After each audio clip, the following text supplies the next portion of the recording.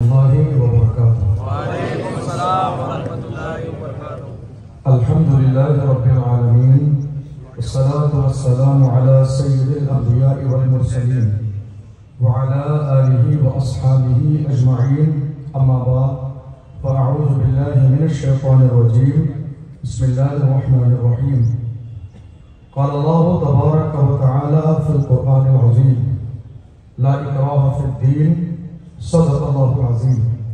आइए हम आप निहायत अक़ीदत और एहतराम के साथ अपने और सारी कायनात के आका व मौला अल्लाह के महबूब हज़रत मुहम्मद मुस्तफ़ा सल्लल्लाहु अलैहि वसल्लम की बारगाह मुक़द्दसा में दुरूद का नज़राना पेश करें और पढ़ें आवाज़ बुलंद।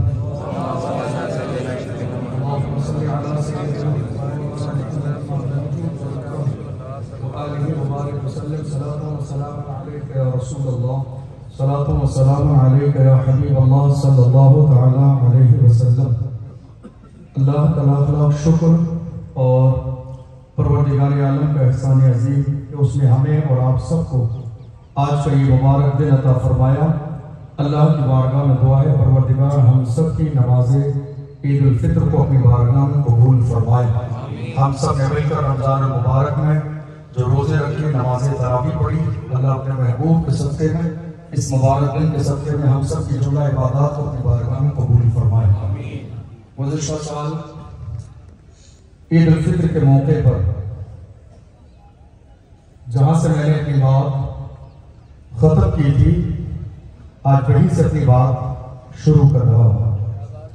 1 साल पहले इसी जगह पर मैं कर रहा था कि हिंदुस्तान की सरजमीन पर ये जुल्म और जब्र का बाजार सिर्फ इस बुनियाद पर है कि मुसलमानों ने आजादी के बाद से लेकर आज तक सियासी हिस्सेदारी के हवाले से कभी सोचा नहीं। गुज़िश्ता साल मेरी बात यही मुकम्मल हुई थी, 1 साल के बाद वहीं से अपनी बात फिर शुरू करता हूं। आज मुल्क के कोने कोने पर हमारे और आपके सामने जो जुल्म और जब्र का बाजार गर्म है, आप क्या सोच रहे हैं? क्या ये सब कुछ अचानक से हो रहा है? ये इत्तेफाकिया नहीं है, ये प्लानिंग के साथ होता है। लेकिन चूंकि हम भोले वाले और सीधे साधे लोग हैं, इसीलिए इसको नजरअंदाज करके आगे बढ़ जाते हैं। और जब आगे बढ़ जाते हैं तो दुनिया ये सोच लेती है कि कलमा पढ़ने वाले सो गए हैं, अब इन्हें जितना भी मारा जाएगा आवाज नहीं आएगी, जितना भी सताया जाएगा आवाज नहीं आएगी, इन पर जुल्म के पहाड़ तोड़े जाएंगे, लेकिन इनकी जबान से कोई एक जुमला निकलेगा नहीं। इनको जितना दबाते चले जाओगे उतना ही ये दबते चले जाएंगे, इन्हें जितना मारते चले जाओगे उतना ही ये मरते चले जाएंगे, इन्हें जितना मिटाते चले जाओगे उतना ही ये मिटते चले जाएंगे। जरूरत इस बात की हर जमाने में रही है कि कलमा पढ़ने वाले जब भी उनके सामने दुनिया की सुपर पावर ताकतें आए और आने के बाद में इस्लाम के नाम को मिटाने की कोशिश करें, पैगंबर इस्लाम के नाम को मिटाने की कोशिश करें, दीन पर हमला करें, इस्लाम पर हमला करें, तो हर मोमिन की जिम्मेदारी ये है वो अब जान की परवाह न करे। हमारे लिए सबसे पहले अगर कोई चीज है तो वो अल्लाह का भेजा हुआ दीन है। सबसे पहले हमारे लिए कोई चीज है तो वो अल्लाह का भेजा हुआ कुरान है। सबसे पहले कलमा पढ़ने वाले के लिए कोई चीज है तो उसके लिए उसके लाए हुए नबी का दीन है, जो हमारे लिए लाजमी अमल है। आप ये मत सोचिए दुनिया के पास ये है, दुनिया के पास ये है। मैं हमेशा पूरी कौम मुस्लिम के सामने हर जमाने में जब भी मुझे आपसे खिताब करने का मौका मिलता है आपको हमेशा ये याद दिलाता हूं, आप ये मत सोचिए हालात ऐसे हैं, हालात ऐसे हैं, मेरे हाथ खाली हैं, मेरे पास पावर नहीं, मेरे पास दौलत नहीं, मेरे पास जाहो जलाल नहीं, मैं क्या करूंगा? याद रखिए कलमा पढ़ने वाले की हर जमाने में कभी अपने हाथ और बाजू पर ताकत नहीं है। मुसलमानों ने अपनी कश्तियां अगर समंदर में डाली है तो अपने पावर की बुनियाद पर नहीं, अल्लाह की रहमत की बुनियाद पर, खुदा के करम की बुनियाद पर, अल्लाह की इनायत की बुनियाद पर। और हमने पूरी दुनिया से कहा है दश्त तो दश्त है, दरिया भी न छोड़े हमने, पहले जुल्मात में दौड़ा दिए घोड़े हमने। अल्लाहू अकबर या रसूल अल्लाह, बच्चा बच्चा है कुर्बान। मैं ईदगाह के अंदर बैठे लोग और जहां तक मेरी आवाज ईदगाह से बाहर जा रही है, ये बेहतरीन साउंड सिस्टम इसीलिए इंतजाम कराया गया ताकि बाहर वाले हमारे साथ कांटेक्ट में रहें और उन्हें यह मालूम होना चाहिए कि कौम मुस्लिम की मौजूदा दौर में जिम्मेदारी खामोश रहना नहीं बल्कि बोलना है। और जब तक कलमा पढ़ने वाले बोलते रहे हैं, दुनिया की बड़ी बड़ी सुपर पावर ताकतें कौम मुस्लिम के सामने आने के बारे में 1000 बार सोचती थी, मगर जब से कलमा पढ़ने वालों ने बोलना छोड़ दिया है, दुनिया ये सोच रही है कि अब ये गूंगे बहरे हो गए हैं, उनको ये बताइए मेरी खामोशियों से तुम कभी धोखा न खा जाना। मोहब्बत की फजा में बोलना हमको भी आता है, अजीजों हो चुके मायूस हम दीवार ज़िंदा से, कफस की तीलियों को तोड़ना हमको भी आता है।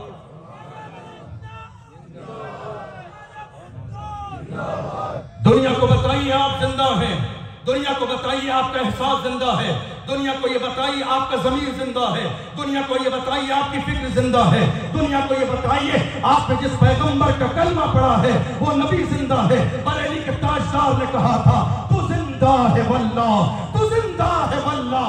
मेरी चश्मे आलम से छुप जाने वाले, जब हमारा पैगंबर जिंदा है तो कौम मुर्दा क्यों होगी? जब पैगंबर जिंदा है तो लोग मुर्दा क्यों होंगे? जब पैगंबर जिंदा है तो हमारी सांसें रुकेंगी क्यों? मैं तो कहता हूँ हमेशा ये नारा लगाया करें, जिंदा रहना है तो फिर मौत से डरना कैसा? जिंदा रहना है, जिंदा रहना है तो फिर मौत से डरना कैसा? जंग लाजिम हो तो लश्कर नहीं देखे जाते। जिंदा रहना है, जिंदा रहना है तो फिर मौत से डरना कैसा? जंग लाजिम हो तो लश्कर नहीं देखे जाते। आज हिंदुस्तान की सरजमीन पर हालात ये हैं, मुल्क एक ही है, निजाम एक ही है, लोग एक ही हैं। हिंदुस्तान की आजादी में हिस्सा लेने वाले, कलमा पढ़ने वाले मुसलमान हमारी और आपकी निगाहों के सामने हैं, मगर हालत यह है मुल्क एक है मगर कानून इस तौर पर चलाया जा रहा है गोया कि गरीब के लिए अलग है, अमीर के लिए अलग है, मुसलमान के लिए अलग है, मुसलमानों के अलावा के लिए अलग है। वरना हालात जो हमारी निगाहों के सामने आ रहे हैं, थोड़े से दिन पहले की बात है, रमजान मुबारक के इस माह मुबारक की बात है। शायद आपकी नजर से सोशल मीडिया के जरिए, न्यूज़पेपर के जरिए आपने देखा होगा, दिल्ली की सरजमीन पर रमजान मुबारक के माह मुबारक में जुमे का दिन है, मस्जिद में नमाज पढ़ने के लोगों की गुंजाइश नहीं है, इसलिए कुछ लोगों ने सड़क पर आकर अपनी जायनमाज और मुसल्ले बिछा लिए नमाज पढ़ने के लिए। हाल क्या हुआ? सजदे में गए, सजदे में जा रहे हैं, मगर अफसोस सद अफसोस कि सजदे की हालत में पैर की ठोकर मारी जा रही है, सजदे की हालत में उन्हें मारा जा रहा है, सजदे की हालत में उन्हें घसीटा जाता है, सजदे की हालत में उनकी नमाज खराब की जाती है। क्यों साहब, इनका जुर्म क्या है, इनकी गलती क्या है, सजदे में इन्हें मारा क्यों जाता है? दुनिया कह रही नहीं नहीं साहब, इन्होंने यहाँ पर आज जो है रोड पर जानमाज बिछाई है, इसकी इजाजत नहीं है। कितना दोहरा रवैया है हिंदुस्तान में, कितना दोहरा सलूक किया जा रहा है आज मुसलमानों के साथ। हाल ये है, मस्जिद में जमात की गुंजाइश न हो और कोई जानमाज अगर रोड पर बिछा के नमाज पढ़े तो उसे घसीटा जाता है, और घसीटने वाले आम लोग नहीं थे। दिल्ली की वो सारी वीडियोस आपकी नजर से गुजरी होंगी, और ना गुजरी हो तो आज जाकर देख लीजिएगा। हाल ये था, पुलिस की वर्दी पहनने वाले लोगों ने मुसलमानों को सजदे की हालत में मारा भी और घसीटा भी। ये दोहरा मयार क्यों, ये दोहरा रवैया क्यों, ये दोहरी पॉलिसी क्यों? मुल्क का कानून सबके लिए बराबर है, ये रोड सबके लिए बराबर है, ये सड़कें सबके लिए बराबर है। मुसलमान हिंदुस्तान की सरजमीन पर किराएदार नहीं है, जिम्मेदार भी है, वफादार भी है और अल्हम्दुलिल्लाह हिस्सेदार भी है। जिम्मेदार भी है, वफादार भी है और हिस्सेदार भी है। जब पड़ा वक्त चमन पे तो लहू हमने दिया, जब पड़ा वक्त चमन पे तो लहू हमने दिया। आज कहते हो कि गुलशन में तेरा काम नहीं, अरे हम भी तामीर वतन में हैं, बराबर के शरीक। दरो दीवार अगर तुम हो तो बुनियाद है हम, दरो दीवार अगर तुम हो तो बुनियाद है हम। बात सही है, अगर इस रोड पर किसी के लिए जगह ना हो, मुझे मंजूर है, मैं मानने के लिए तैयार हूं, एतराज नहीं करूंगा, कोई बयान जारी नहीं करूंगा। मगर हालत यह है, साल में जितने दिन हैं जरा गौर कर लीजिए, दिल्ली का रोड हो या हिंदुस्तान के किसी शहर की सड़क और रोड हो, आखिर कौन सा काम ऐसा है जो इस रोड पर होता नहीं है? क्या मौत और मैयत का मामला नहीं होता है? क्या इस रोड पर पार्टियां नहीं की जाती हैं? क्या इस रोड पर शादी ब्याह के मसले नहीं होते हैं? क्या इस रोड पर वलीमे की दावत नहीं होती है? या इस रोड पर माता के जगराते और चौकी नहीं की जाती है? क्या इस रोड पर 10-10 दिन तक कावड़िया यात्रा निकलती है, जो आज वर्दी पहनकर कलमा पढ़ने वालों पर सजदे में लाठी बरसाते हैं, यही वो लोग हैं जो बाज़ाब्ता कावड़ यात्रा निकलती है तो हेलीकॉप्टर में बैठकर फूल बरसाए जाते हैं। मुल्क एक ही है मगर कानून डबल क्यों है, ये पॉलिसी दोहरी क्यों है? याद रखिए, हिंदुस्तान की सरजमीन, ये जो सरजमीन है जिस पे आज हम इज्जत के साथ सर उठाकर जी रहे हैं, ये वो सरजमीन है जिस सरजमीन पर अंग्रेजों को निकालने के लिए जिहाद का फतवा किसी और ने नहीं, हमारे आलिम अल्लामा फजल हक खैराबादी ने दिया। हालत हमारी निगाहों के सामने है, हालात कितने खस्ता हमारी निगाहों के सामने। दौरा मेयार, ये दौरी पॉलिसी आपको शायद अंदाजा न हो। 2022 की अमर उजाला की रिपोर्ट पढ़ लीजिए, 2022 की राजस्थान पत्रिका की खबर पढ़िए, दैनिक भास्कर की जो है खबर पढ़िए, टाइम ऑफ इंडिया की खबर पढ़िए। कावड़ यात्रा के निकलते वक्त तकरीबन एक हफ्ते तक दिल्ली से मेरठ जाने वाला रोड बंद कर दिया गया, जहां से बसें निकलती थी। तकरीबन एक हफ्ते से 10 दिन का जमाना गुजरा। जानते हैं नुकसान कितना हुआ? 4 करोड़ रुपए का। कितना? 4 करोड़ रुपए का। हफ्ते से 10 दिन तक कोई बोलने वाला नहीं, कोई सवाल उठाने वाला नहीं, कोई पूछने वाला नहीं।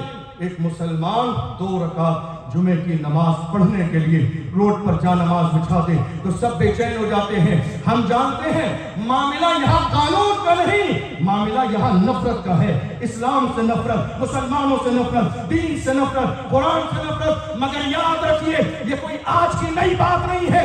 1450 साल पहले से लेकर आज तक इस्लाम से नफरत पूरी दुनिया में की गई है। मगर इस्लाम की शान ये है, फानूस बन के जिसकी हिफाजत हवा करे वो शम्मा क्या बुझे जिसे रोशन खुदा करे। नारे तकबीर, नारे रिसालत, दीन इस्लाम जिंदाबाद, मजहब इस्लाम जिंदाबाद। इस्लाम के हवाले से ये पैगाम दिया गया और ये नारा एक जमाने से लगाया जा रहा है। नहीं साहब, इस्लाम तलवार की बुनियाद पर फैला है। बहुत अच्छी बातें कहते रहिए, आपके इस जुमले से हमें अंदाजा लग जाता है पढ़े लिखे लोग नहीं है, वरना इस्लाम की तारीख पढ़ी होती तो इन्हें अंदाजा हो जाता इस्लाम के फैलने का अंदाज क्या है। और अगर बात मैं हिंदुस्तान की सरजमीन की करूं तो हिंदुस्तान की सरजमीन पर आज तक औरंगजेब आलमगीर का नाम बदनाम किया जाता है, टीपू सुल्तान का नाम बदनाम किया जाता है, नवाब सिराजुद्दौला का नाम बदनाम किया जाता है कि इन्होंने जबरन हिंदुस्तान की सरजमीन पर लोगों को कलमा पढ़ाया, तलवार की बुनियाद पर इस्लाम फैला। मगर मैं आपसे पूछना चाहता हूं, आज हमारे मुल्क हिंदुस्तान की सरजमीन पर मॉब लिंचिंग के जो हालात बने हुए हैं, जिस पर आज कोई बोलने वाला नहीं, कोई सख्ती करने वाला नहीं, कोई जालिमों को सजा देने वाला नहीं, ये मॉब लिंचिंग के जो हालात हैं, आखिर क्या किया जा रहा है? जो आज तक हमारे ऊपर उंगली उठाते थे इस्लाम तलवार की बुनियाद पर फैला है, मगर आज हाल क्या है? वही लोग हमारे किसी मजलूम को, कमजोर को पकड़ने के बाद क्या कहते हैं? नहीं, तुम्हें ये नारा लगाना पड़ेगा, तुम्हें ये नारा लगाना पड़ेगा, ये मजहबी नारा लगाना पड़ेगा, मुल्क में रहना है तो ये नारा लगाना पड़ेगा। याद रखें, जिस चीज का इल्जाम हम पे लगाया कि जबरदस्ती कलमा पढ़वाया, वही काम आज आप करने लगे हैं। वरना हालत ये है, आप कह रहे हैं टीपू सुल्तान ने तलवार की बुनियाद पर इस्लाम फैलाया, औरंगजेब आलमगीर ने इस्लाम की बुनियाद, तलवार की बुनियाद पर इस्लाम फैलाया।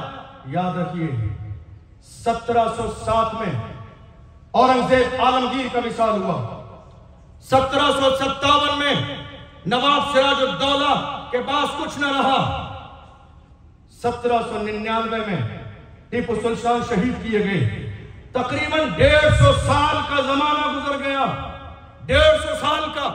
अगर तलवार के जोर की बुनियाद पर इस्लाम हिंदुस्तान में फैला होता तो उनके कमजोर पड़ जाने के बाद, उनके दुनिया से चले जाने के बाद दुनिया बागी हो जाती, इस्लाम छोड़ देती, कुरान छोड़ देती। मगर सुभान अल्लाह, ये सरों पर सजे हुए अमामे इस बात की गवाही दे रहे हैं, इस्लाम तलवार से नहीं, गरीब नवाज के किरदार से फैला है, मखदूम की छोटा के किरदार से फैला है।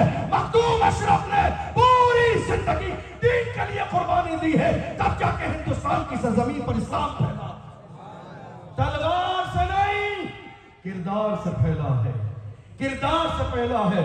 और किरदार हमेशा जिंदा रहते हैं, अखलाक हमेशा जिंदा रहते हैं, पैमाने हमेशा जिंदा रहते हैं।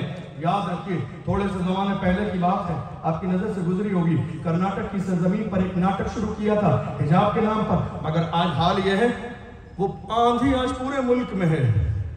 बहुत सारे लोग जो जा के बस इसी पर लगे, नहीं साहब हिजाब नहीं, हिजाब नहीं।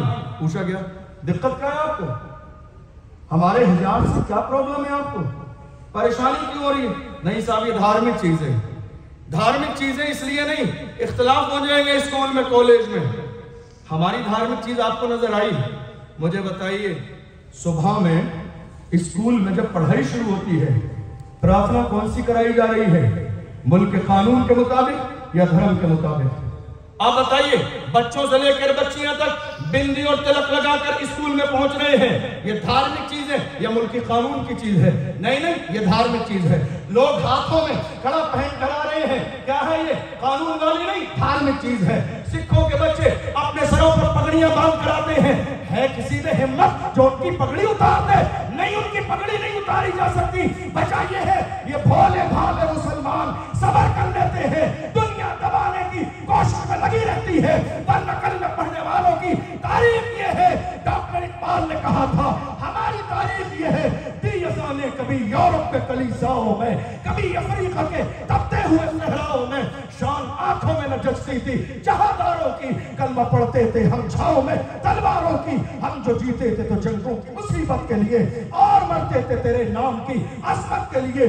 दश्त तो दश्त है, दरिया भी न छोड़े हमने, बहरे जुल्मात में दौड़ा दिए घोड़े। हमारी तारीफ है ये, मगर एतराज किसी से नहीं है, एतराज सिर्फ हिजाब से है। वरना हमारे मुल्क हिंदुस्तान का कानून भी हिजाब पर पाबंदी नहीं लगाता है। जो पढ़े लिखे लोग हैं वो समझते हैं। हैरत की बात, आप बढ़ते चले जाइए, ऐसी हजारों चीजें आपको समझ में आ जाएंगी और नजर आ जाएंगी। आपको मालूम है, अभी चंद दिन पहले की बात है, एक साहब, वक्त में गुंजाइश अगर होती तो उनका डेटा भी आपके सामने पेश किया जाता। एक साहब जिन्हें दुनिया बाबा के नाम से जानती है, उन्होंने अपने बयान में छेड़ा किसको मालूम है? फातेह खैबर को। किसे? फातेह खैबर को। मालूम ही नहीं है तुम्हें? अरे जिसने एक हाथ का झटका देकर खैबर का किला उखाड़ दिया, तुम क्या हो? जिसने अपने एक हाथ के बाजू की ताकत से खैबर का किला उखाड़ दिया, तुम क्या हो? तुम्हें अंदाजा भी नहीं है, तुमने अली की शान में गुस्ताखी की है। तुम शायद भूल गए, अली के मानने वाले मरे नहीं है, आज भी जिंदा है। हाल यह है, जिस मैदान में अली का नारा लगाकर निकलते हैं, कोई सिंध में पहुंचता है तो कासिम बनकर इस्लाम का झंडा गाड़ के आता है, कोई स्पेन में पहुंचता है तो तारिक इब्न जियाद बनकर इस्लाम का झंडा गाड़ के आता है, कोई अगर बैतुल मुकद्दस के सामने पहुंचता है तो सलाहुद्दीन अय्यूबी बनकर यहूदियों से छीनकर मस्जिद अक्सा पर इस्लाम का झंडा गाड़ के आता है।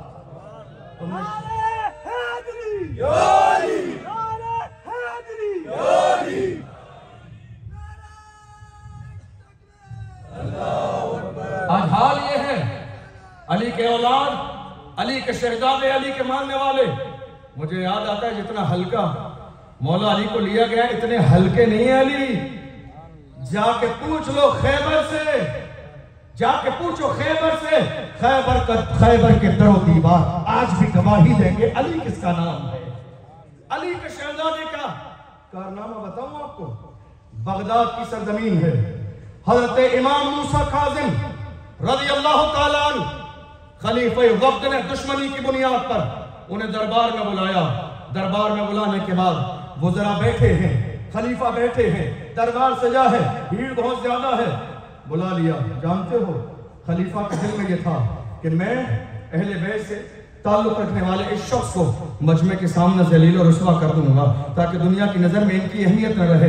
हजरत इमाम मूसा काजिम आलीशान जूते पहन कर गए थे तो उसने एतराज किया और उसने कहा, अहले बैत में से ताल्लुक है इनका, मगर सादगी नाम की कोई चीज नहीं है। इनके पैरों में जूते देखो, कितने आलीशान जूते पहन कर आए हैं। मैं कहता हूं मुसलमानों, याद रखो तुम्हारे तेवर कैसे थे। इमाम मूसा काजिम ने भरे रसूलुल्लाह के गुलाम आलीशान जूते इसलिए पहनते हैं ताकि तुम जैसों की नजर हमारे जूतों पर रहे, हमारी पेशानी तक न पहुंचे। तुम जैसों की नजर, तुम जैसों की नजर हमारे जूतों पर रहे। तुम इस काबिल नहीं हो कि तुम्हारी नजर हमारी पेशानी देखे। अल्लाह अकबर। ये अली के शहजादों का कारनामा है, ये अली की औलाद है, ये अली के मानने वाले हैं जो हजारों लाखों के मैदान में भी होते हैं, डरते नहीं हैं, दबते नहीं हैं, चुपते नहीं हैं, पूरी दुनिया के सामने कहते हैं। याद रखना, हमने अपनी जानों के नजराने तो पेश किए हैं लेकिन हम कभी छुपे नहीं हैं। आपने 2023 में देखा होगा, एक लोगों में सोच आई, सोच ही आई जब से लब्बैक या रसूलुल्लाह का नारा लगा। क्या लगा? लब्बैक या रसूलुल्लाह का नारा। लब्बैक या रसूलुल्लाह के नारे का मतलब है या रसूलुल्लाह हम हाजिर हैं। क्या मतलब? हम हाजिर हैं। अब जरा गौर कीजिए, जब मेरे नबी अबू बकर सिद्दीक को बुलाते होंगे तो अबू बकर सिद्दीक ने क्या कहा? लब्बैक या रसूल अल्लाह, मेरे आका में हाजिर हूं। उमर को बुलाया, लब्बैक या रसूल अल्लाह। तमाम सहाबा लब्बैक का नारा लगा रहे। बहुत सारे लोगों ने ये राय दी 2023 में, नहीं साहब ये सियासी नारा है, ये कहीं और का नारा है, ये किसी और का नारा है। मैंने कहा तुम्हारा ईमान पिलपिला हो सकता है, तुम्हारा ईमान और यकीन कमजोर हो सकता है, जालिमों ये सियासी नारा नहीं है, ये बिलाल हबशी का नारा है, ये अबू बकर सिद्दीक का नारा है, ये फारूक आज़म का नारा है, उस्मान गनी का नारा है, ये मौला अली का नारा है, ये हजरत तलहा का नारा है। और जब ये नारा रसूल के सहाबा ने लगाया है तो जब तक भीलवाड़ा के मुसलमान जिंदा रहेंगे लब्बैक का नारा दोनों हाथों को उठाकर इंशाअल्लाह लगाते रहेंगे ताकि दुनिया का पता चल जाए भीलवाड़ा की सरजमीन पर मोहम्मद के गुलाम जिंदा है। दोनों हाथों को उठाकर फिजा में लहरा के बुलंद आवाज से लब्बैक लब्बैक लब्बैक या रसूल अल्लाह, लब्बैक लब्बैक लब्बैक या रसूल अल्लाह, लब्बैक लब्बैक लब्बैक या रसूल अल्लाह, लब्बैक लब्बैक लब्बैक या रसूल अल्लाह, लब्बैक लब्बैक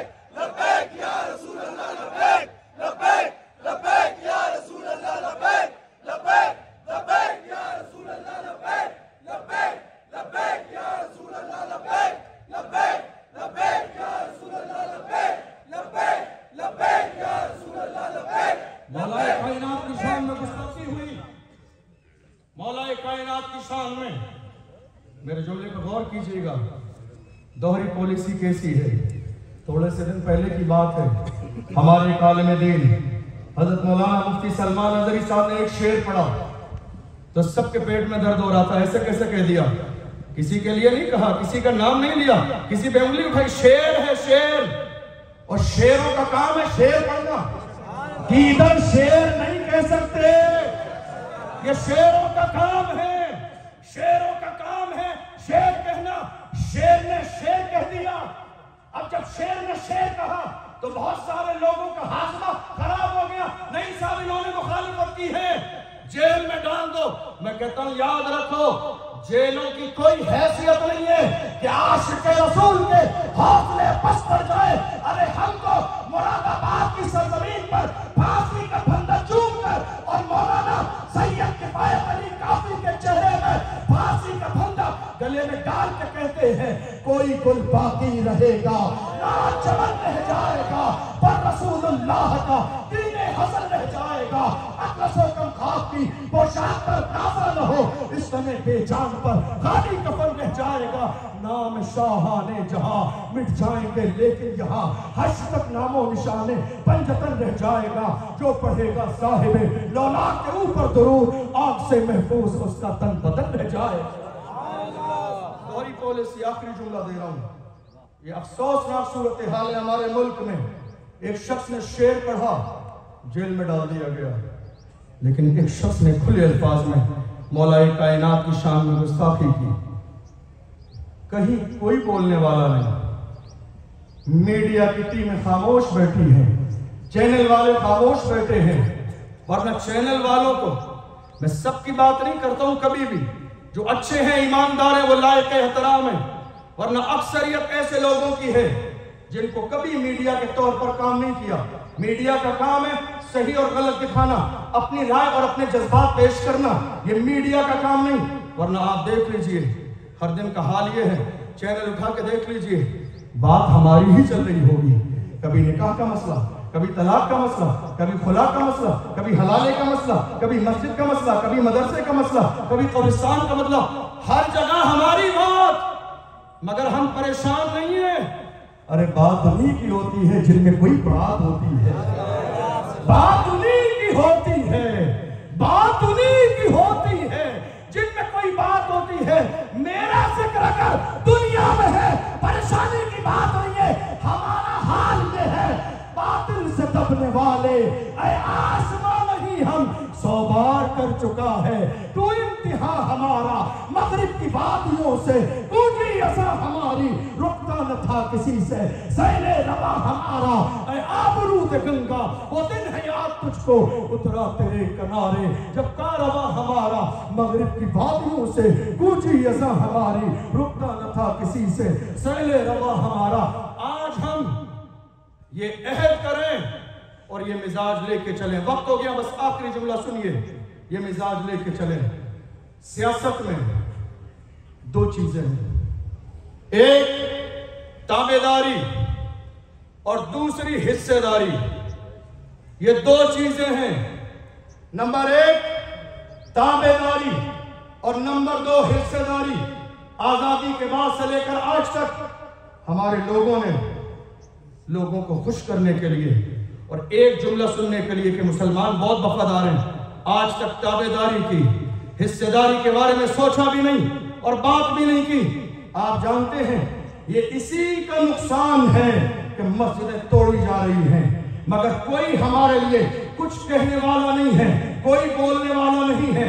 1984 में बहुत सारी दलित और आदिवासी टीमें जो एक ही पार्टी के अंदर जुड़ी थी, उन्होंने 1984 में यह बात समझ ली कि ताबेदारी नहीं चलेगी, अब बात हिस्सेदारी की होगी।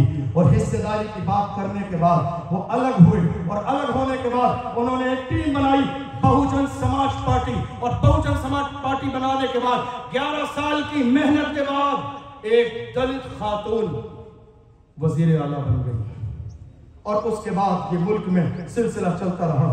किसी और को खुश करने की जरूरत नहीं है, ये दुनिया का मिजाज है, दुनिया का मिजाज, दुनिया की सोच है। शेर अपना मकाम और मर्तबा भूल कर सर्कस में नाचने भी आ जाता है, फिर भी दुनिया खुश नहीं होती है।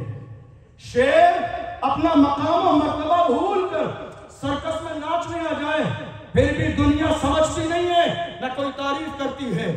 एक बकरी वाले ने बचपन के जमाने में शेर का बच्चा खरीद लिया और शेर का बच्चा खरीदने के बाद बकरियों के साथ पाला। जवानी में उसका हाल ये हुआ कि बकरियों से मार खा लेता था, बकरियां उसे चरने न देती थी। जब एक दिन जंगल में गया, उसने देखा एक बूढ़ा शेर मिला। बूढ़े शेर ने कहा, तू शेर है, बकरियों से तेरा रिश्ता कैसा है? उसने कहा, नहीं नहीं, मैं शेर नहीं हूं, बकरी हूं, शेर नहीं हूं, मैं बकरी हूं। वो बात समझ गया। परवरिश जैसों के साथ होती है, उठना बैठना जैसे बुज़दिलों के साथ होता है, कौम वैसी ही बुज़दिल बनती है। उस बूढ़े शेर ने उस जवान शेर से कहा, चल दरिया के करीब मुझे साफ पानी पी ले। दरिया के करीब ले गया, पानी के सामने खड़ा किया। जब उस शेर ने पानी में अपना चेहरा देखा, इसका चेहरा मेरा चेहरा सेम है, इसके पंजे मेरे पंजे सेम हैं। जब बात समझ में आ गई तो नाखून भी हरकत करने लगे, पंजे भी हरकत करने लगे। दहाड़ने की कोशिश की तो धार भी आने लगी। उसने कहा, तेरी असल हालत ये है, तू बकरियों के साथ रहा, बुज़दिल बन के बुज़दिल बन गया। मैं कहता हूँ मुसलमानों, अल्लाह ने तुम्हें बुज़दिल नहीं शेर बनाया है। शेर बनो।